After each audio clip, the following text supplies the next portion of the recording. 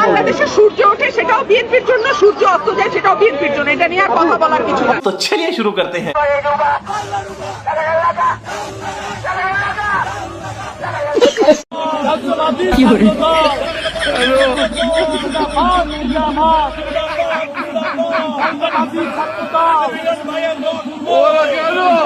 সূরা নাসের মধ্যে এত নাচ কেন? আরে নাচতে কইছে এই জন্যই তো এত নাচ। উলাউযু বিরাব্বিন নাস, মালিকিনুন নাস, ইলাহিনুন নাস, হ্যাঁ, মিন শাররিল ওয়াসওয়াসিল খান্নাস, আল্লাযী ফি সুদুরিন নাস, মিনাল জিন্নাতি ওয়ান নাস, ফি সুদুরিন নাস কইছে। আমি মনে করি বাউলদের উপর হামলা এটা কেন ন্যাক্কারজনক ঘটনা। আমরা তীব্র নিন্দা জানাই। আমাদের এই বাউল যারা মাঠে ঘাটে প্রান্তরে এই বাউল গান গেয়ে বেড়ায় তাদের উপরে হামলাটা এটা একটা উগ্র ধর্মান্ধদের হামলা বলে আমি মনে করি। ওরে হালার গোহালা, একটা সোফার মারিয়া 32টা দাঁত হাতের মধ্যে ধরাই দেবো।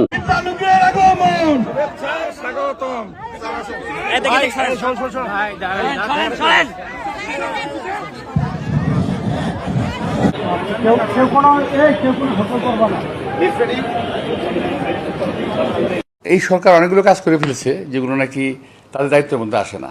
যে কাজটা ওনারা করে ফেলেছে, যেটা চুক্তি লাল দিয়ে আর পানগাঁও নিয়ে যে চুক্তিটা করেছেন, আমি মনে করি যে আমি কঠিন কিংবা খারাপ ভাষায় বলতে চাই না, আমি মনে করি কাজটা ঠিক করেন নাই। এটা জনগণের সঙ্গে একটা প্রতারণাই করা হয়েছে। আমি কিন্তু হিন্দু না মুসলমান। আমাদের সাবেক সংসদ আগামী নৌকার প্রার্থী, ধানের শীষের প্রার্থী। বাংলাদেশে সূর্য ওঠে সেটাও বিএনপির জন্য, সূর্য অস্ত যায় সেটাও বিএনপির জন্য, এটা নিয়ে কথা বলার কিছু না। দিদি বাহ দিদি, দিদি বাহ দিদি, দিদি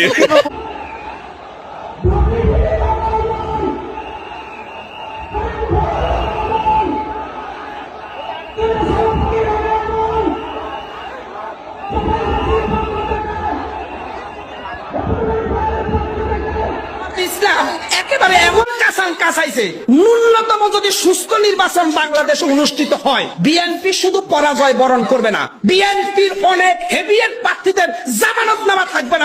পাকিস্তানি এম্বাসিতে যোগাযোগ করে দেখেন নির্বাচনের পরে এই দেশে আপনারা থাকতে পারবেন কিনা, পাকিস্তান আপনাদের গ্রহণ করবে কিনা আপনারা জিজ্ঞেস করে নেবেন। আর জামাতের বয়সে কোনো কিছু করবেন না, ফিডা কোনো কথা নাই, কোনো কথা নাই। কি হবো, ফাঁসি দিব?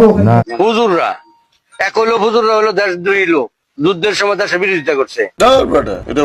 পাকিস্তানি সৈন্য সেনাবাহিনী প্রত্যেক ঘরে ঘরে তুলে দিয়েছে।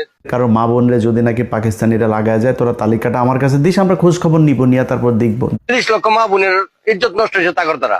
কি হুজুরেরা 30 লক্ষ মা বোনেরে খাইয়ে দিছে?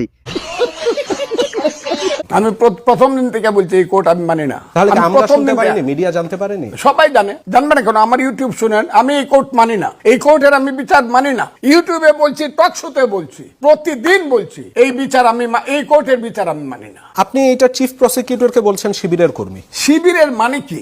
শিবিরের কর্মী বলছি তো কম বলছেন, প্রসিকিউশনের সবাই নাকি শিবিরের। সব শিবির। যদি একটা লোক বাইর করতে পারে যে ও শিবিরের না, তাহলে আমি তো কইলামই না না না, ওইখানে এই বিচারটা মানি না। যেখানে রাজাকারের বিচার হইছে ওইখানে কেন মুক্তিযোদ্ধার মায়ের বিচার হইব? ওর মা লাগে, ওর মায়ের কেন ওই বিচার ওইখানে হবে? দেখছেন, বিচারের রায়ের আগে বলতি, যখন এই ট্রাইব্যুনাল গঠন করা হইতেছিল তখন থেকে তো নিউজ হইতেছিল, তখন বলে নাই। এখন কেন বলে?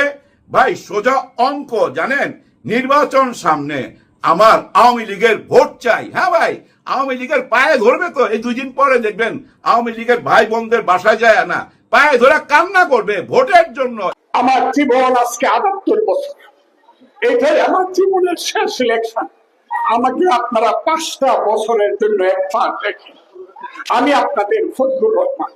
আওয়ামী লীগের ভোটের জন্য এখন এসে মিডিয়ার সামনে বলতেছে এই বিচার ঠিক হয় নাই। আমি এই কোর্ট মানি না, এই কোর্টের আমি বিচার মানি না। ইউটিউবে বলছি, টক শোতে বলছি, প্রতিদিন বলছি, এই বিচার আমি, এই কোর্টের বিচার আমি মানি না। তার মানে উনি বিচার মানতেছে না, তার মানে উনি হাসিনার ফাঁসি মানতেছে না, তার মানে এই পরিবর্তনটাই মানতেছে না। নতুন কোন বাংলাদেশ আসুক সে চায় না, সেই আগের মতো সেই মুক্তিযোদ্ধার ব্যবসা বাণিজ্য করতে চায়। আমি মুক্তিযুদ্ধকে বাঁচাতে চাই, মুক্তিযুদ্ধকে রক্ষা করতে চাই। মুক্তিযোদ্ধা যা ইচ্ছা তাই করতে পারবে, যা ইচ্ছা তাই বলতে পারবে। দেখেন, দল থেকে ওনাকে চিঠি দিল, হ্যাঁ তুমি 3 মাসের জন্য কোনো কথা বলবা না, চুপচাপ। চুপচাপ থাকে নাই, কথা বইলা গেছে।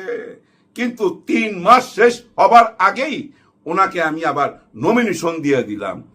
তার মানে কি জানেন, দলের মধ্যে 2টা পাওয়ার কাজ করতেছে। হ্যাঁ, একটা পাওয়ার কিন্তু ওই যে আপনারা যারা ফজু পাগলা বলেন না, যারা আমাকে ফজু পাগলা বলছে, আমারে যদি আল্লাহ 5 বছর বাঁচায় রাখে, আমি দেখাই দেবো কত ধানে কত চাল। উনি পাগল না ভাই, ওনার হুঁশ আছে। ওনার আওয়ামী লীগের ভোট দরকার, যার জন্য উনি আওয়ামী লীগের পক্ষে কথা বলতেছে। ওই যে বলতেছে এই বিচারটা ঠিক হয় নাই, মানে কথার অর্থ হইলো শেখ হাসিনার ফাঁসি মানি না। তার মানে আওয়ামী লীগের সবাই খুশি হয়ে যাবে, হ্যাঁ সবাই মনে মনে খুশি হয়ে যাবে। নির্বাচনে দাঁড়াইলেই তো উনি পাস, কারণ সঙ্গে তো বিএনপির ভোটও আছে। চিন্তা করেন কোন পর্যন্ত অঙ্ক কইরা ফালাইছে শুধু একটি আসনে জিতার জন্য।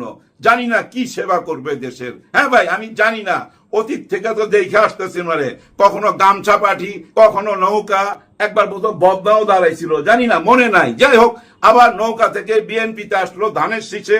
ওনাকে কেন দিল আমি জানি না।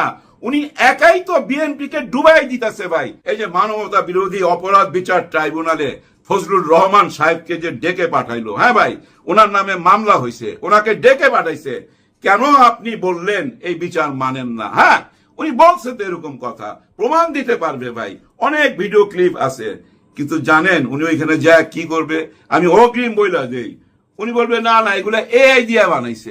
এই কয়েকদিন আগে একটা চুক্তি হয়েছে, যেদিন হাসিনার ফাঁসির আদেশ হয়েছে, চিটাং কোর্টের হয়েছে না?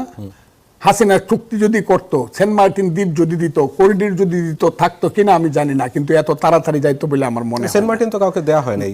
সেন্ট মার্টিন দেওয়া হয় না, জানতো দেওয়া হয় না। জান দেখি আইন যাই যাবে, এখন উঠবো আমি। এটা তো আপনাকে আমি ভাই, আপনাকে 50,000 টাকা দিব, এখন বিমানের টিকিট কাটেন, আপনাকে আমি দেখাবো যদি পারেন। পরিবেশের কারণে বন্ধ আছে, কিন্তু যাইতে পারবে। কতদিন? আমি কেন 15 মাস যাবত সেন্ট মার্টিনে যাইতে পারি না? গেল বছর কিন্তু জানুয়ারিতে যাওয়া গেছে সেন্ট মার্টিনে, মানে ডিসেম্বরে যাওয়া যায়, ডিসেম্বর জানুয়ারিতে যাওয়া যায়। কোন গেল? সেন্ট মার্টিনে এই 25 সালে যাওয়া গেলে আপনি যাইতে পারেন, আপনাকে লয়ে গেছে।